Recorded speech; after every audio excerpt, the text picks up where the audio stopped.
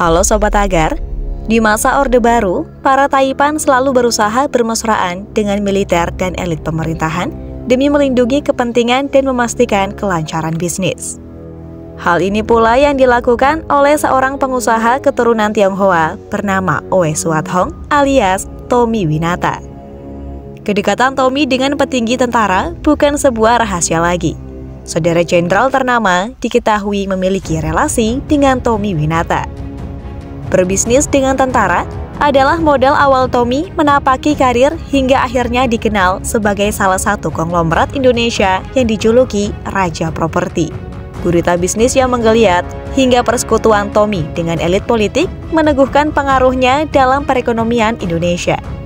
Namun kiprahnya sebagai pengusaha kelas atas tak lepas dari tudingan keterlibatannya dalam beberapa kasus skandal hingga bisnis gelap. Kedekatan Tommy Winata dengan tentara sudah dimulai sejak masa remaja. Pada tahun 1970-an, Tommy mulai akrab dengan kalangan militer. Sejak dipercaya membangun kantor Koramil di Singkawang, Kalimantan Barat. Sejak saat itu, Tommy mulai banyak mengerjakan proyek militer dari membangun barak, sekolah tentara, hingga memasok kebutuhan tentara di berbagai daerah. Hal ini pula yang membuat Tommy akrab dengan banyak perwira tinggi TNI seperti Jenderal Edi Sudrajat hingga Jenderal TB Silalahi. Edi Sudrajat merupakan tokoh militer yang pernah menjabat sebagai Kasat Panglima ABRI dan Menteri Pertahanan. Sementara TB Silalahi merupakan mantan Menteri Pendayagunaan Aparatur Negara di masa Orde Baru dan Ketua Dewan Pertimbangan Presiden di era SBY. Persekutuan Tommy dengan angkatan bersenjata berlanjut saat dirinya diminta membantu Bank Propolat milik ABRI yang berada di ambang kebangkrutan. Bank Propolat sendiri awalnya dimiliki oleh Yayasan Siliwangi. Sayangnya, bank ini mengalami kesulitan finansial dan terancam ditutup pada tahun 1986. Tommy Winata dan rekannya, Sugianto Kusuma alias Aguan, mengakuisisi bank ini dan mendapatkan 60% saham. Sementara 40% sisanya dimiliki oleh yayasan milik ABRI bernama Yayasan Kartika Eka Paksi. Bank Propolat kemudian berganti nama menjadi Bank Artagraha pada 1989. Tidak hanya memiliki Bank Artagraha, Tommy Winata juga membeli dua bank lain, yaitu Bank Arta Prima pada 1957 dan Bank Interpasifik pada 2003. Bank-bank ini kemudian dimerger menjadi Bank Artagraha Internasional. Selepas berkutat dengan bisnis perbankan, Tommy mulai melebarkan sayap bisnisnya di sektor properti. Pada 1990-an, Tommy yang berkongsi dengan yayasan militer mulai mengambil alih pengelolaan Hotel Borobudur, membangun kawasan hiburan di Kepulauan Seribu dan Bali, hingga membangun mega proyek kawasan SCBD di Jakarta. Meski sukses membangun gedung pencakar langit di Jakarta, proyek-proyek Tommy juga beberapa kali mendapat perlawanan dari masyarakat. Di antaranya pada tahun 2012, ketika PT Tirta Wahana Bali Internasional, anak usaha dari Artagraha, yang tengah merencanakan proyek reklamasi dan pembangunan fasilitas mewah di kawasan Teluk Benoa senilai 30 triliun. Proyek fantastis ini ditolak oleh masyarakat Bali karena dianggap bisa merusak lingkungan. Protes dan perang urat syaraf antara masyarakat dan pemerintah yang berlangsung selama bertahun-tahun itu akhirnya membuat proyek ini mandek sampai sekarang. Konflik serupa juga terjadi di Pulau Rempang pada 2023. Bentrok antara aparat yang berhadapan dengan masyarakat tak terhindarkan saat pemerintah berencana memuluskan proyek strategis nasional, yakni pembangunan pabrik kaca. Kerjasama antara pemerintahan dengan Xinyi Group, perusahaan dari Tiongkok, dengan nilai investasi triliunan rupiah. Proyek ini mendapat penolakan dari warga setempat karena akan menggusur kampung-kampung mereka. Hak pengelolaan lahan di kawasan tersebut dimiliki oleh PT Makmur Elograha, anak usaha Artagraha Group milik Tommy Winata sejak 2004. Awalnya, perusahaan Tommy ini diberi wewenang untuk mengelola Pulau Rempang sebagai kawasan pariwisata terpadu. Namun, rencananya terkendala akibat adanya indikasi korupsi pada 2007.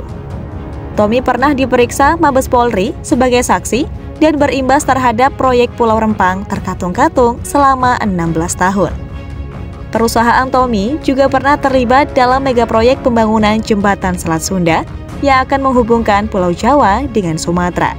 Proyek besar yang mulai digarap serius di era SBY ini kemudian dibatalkan oleh pemerintahan Jokowi. Di masa krisis ekonomi hingga keruntuhan Orde Baru, bisnis Tommy tetap melaju dengan pesat hingga merambah ke sektor industri ekstraktif. Perusahaan milik Tommy pernah berencana berinvestasi di sektor perkebunan sawit dan pertambangan marmer di Morowali, Sulawesi Tengah pada tahun 2003. Selain itu, Tommy juga pernah mendirikan perusahaan timah bernama PT Refinery Bangkatim atau RBT melalui Artagraha Network. Perusahaan ini menambang timah di Kepulauan Bangka Belitung sejak 2007 dan pernah menjadi produsen timah terbesar di Indonesia. Namun pada tahun 2016, Tommy memutuskan untuk menghentikan bisnis timahnya demi menjaga dan mendukung kebijakan pemerintah dalam melestarikan lingkungan. Selepas itu, PT RBT dikelola oleh pihak lain dan kini bermasalah dengan dugaan kasus korupsi. Harvey Moise, salah satu pemegang saham PT RBT, ditetapkan sebagai tersangka kasus dugaan korupsi komoditas timah. Komitmen Tommy dalam gerakan sosial dan pelestarian lingkungan dilakukan oleh Artagraha Peduli. Yayasan ini mengelola kawasan konservasi harimau Sumatera di Lampung, bahkan sampai menggandeng bintang sepak bola dunia Cristiano Ronaldo dalam pelestarian mangrove di Bali pada 2013. Meski saat ini tak lagi berkongsi dengan yayasan militer, Tommy tetap menjalin hubungan dekat dengan para petinggi TNI. Beberapa di antaranya pernah menduduki jabatan penting di perusahaannya, seperti Jenderal TNI Gatot Nurmantio yang pernah menjadi komisaris utama Bank Artagraha dan Legend Kiki Syahnakri yang menjabat sebagai komisaris utama Bank Artagraha Internasional.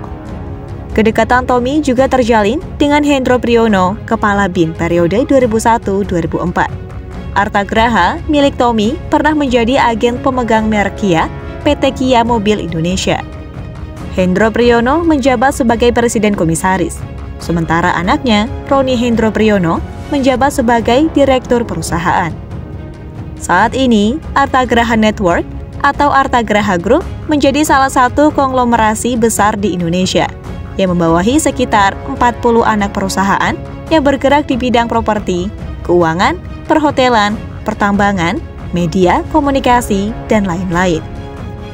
Luasnya jaringan bisnis Tommy Winata menjadikannya sebagai orang terkaya di Indonesia ke-35 versi Forbes 2006 dan orang terkaya ke-50 versi Globe Asia pada 2018 dengan total kekayaan sekitar 12 hingga 14 triliun rupiah. Anak-anak Tommy juga diketahui meneruskan jejak sang ayah sebagai seorang pembisnis, seperti Haditya Prakarsa Winata yang berkecimpung dalam mega proyek gas Marcella di Maluku. Lalu Andi Barata Winata menjabat sebagai komisaris di PT Elektronik City Indonesia. Ada juga Panji Winata yang terafiliasi dengan PT Arta Metal Sinergi, anak perusahaan Artagraha Network. Perusahaan ini berencana berinvestasi di industri baja dan telah membangun pabrik bekerja sama dengan perusahaan asal Korea Selatan. Pada 2024, Panji Winata bersama Haji Isam bertemu dengan pedangdut Siti Rahmawati yang merupakan bakal calon wakil Bupati Polman, Sulawesi Barat. Mereka disebut tengah membahas rencana investasi di wilayah tersebut. Kiprahnya sebagai konglomerat menjadikannya Tommy Winata dekat dengan elit politik dan para jenderal. Namun di sisi lain, Tommy juga pernah diterpa isu tak sedap, yakni ia diduga menjadi dalang beberapa peristiwa kekerasan. Pada tahun 2009, PT Kurnia Tama Sejahtera, anak usaha Artagraha, dituduh melanggar hak masyarakat adat Papua lewat pembalakan liar di hutan Papua, namun tidak memberikan ganti rugi yang cukup. Perusahaan pembalakan kayu milik Tommy lainnya adalah PT Papua Satya Kencana yang berlokasi di Kabupaten Teluk Bintuni dengan area seluas 155.000 hektar. Rumor tak sedap lainnya juga pernah menimpa kerajaan bisnis Tommy, tepatnya pada akhir 1990-an, di mana Tommy dan sejumlah pengusaha lain disebut berperan besar dalam bisnis haram seperti perjudian, prostitusi, dan barang terlarang di kawasan Kepulauan Seribu. Namun, semua tuduhan tersebut dibantah dan tidak terbukti. Tommy bahkan berjanji akan menembak kepalanya sendiri di hadapan anggota DPR jika memang terbukti mengendalikan bisnis haram. Lalu pada tahun 2003, Tommy diberitakan oleh majalah Tempo berada di balik kebakaran Pasar Tanah Abang.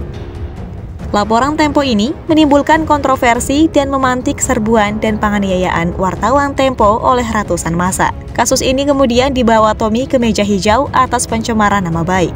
Dan gugatan ini pun dimenangkan oleh Tommy, yang membuat pihak Tempo diwajibkan membayar denda 500 juta rupiah. Kejayaan imperium bisnis Tommy Winata membuatnya mesra dengan elit pemerintahan termasuk presiden. Di antaranya kedekatan dengan Megawati misalnya, terekam saat yayasannya yang menjadi sponsor pasar murah dan pembagian sembako dalam rangka peringatan Hari Ibu pada tahun 2014.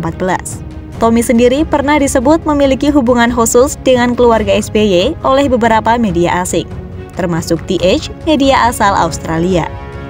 SBY disebut menerima gelontoran dana dari Tommy lewat perantara TB Silalahi.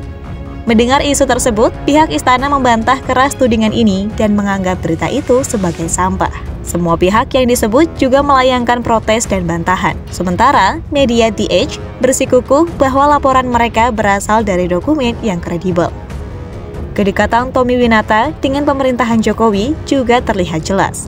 Dari dihidupkannya kembali proyek Rempang, kunjungan Jokowi di perusahaan perikanan milik Tommy di Maluku, hingga dukungan Tommy untuk Jokowi di periode kedua.